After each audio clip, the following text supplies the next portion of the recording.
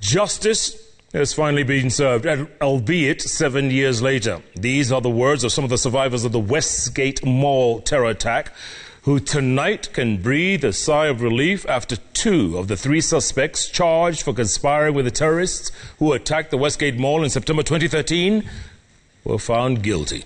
The court ruled that Mohammed, Ahmed, Badi and Hussein, Mustafa were in constant communication with the attackers.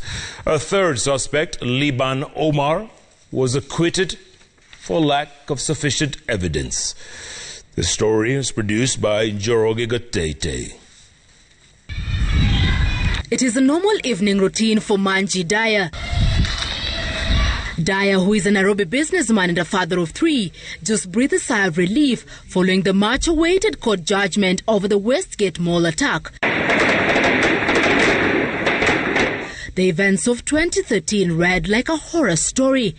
An unseasonable thunderstorm was rolling through Nairobi that afternoon, and Daya found himself in the right place at the wrong time. Sasa ile mimi napika karibu na Westgate hapo, miona iko na jam.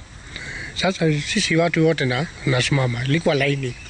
Okay? Sasa baadaye iko mtu mmoja anakuja.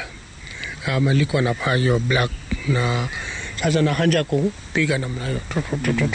He was shot 4 times by armed attackers who staged a 5-day siege in the city, leading to the death of at least 67 people.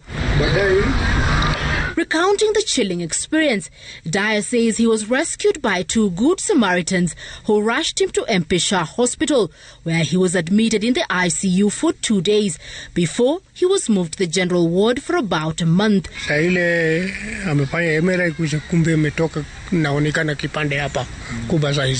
The bullets affected his voice box, and that he only managed to regain his voice a year after the attack.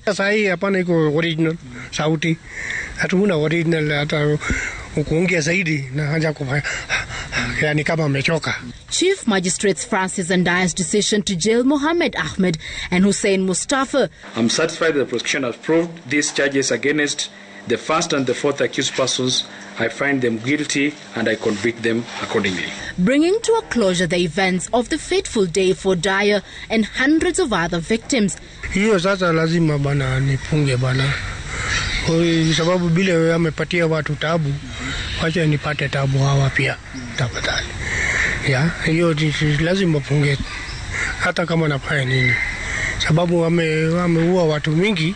Ahmed and Mustafa were found guilty of conspiring to commit a terrorist act, giving support to a terrorist group, and being in possession of materials glorifying terrorism. A 3rd suspect, Liban Omar, was acquitted after the court ruled that there was no sufficient evidence. The prosecution side has asked the court to consider victim statements ahead of the October 22nd sentencing.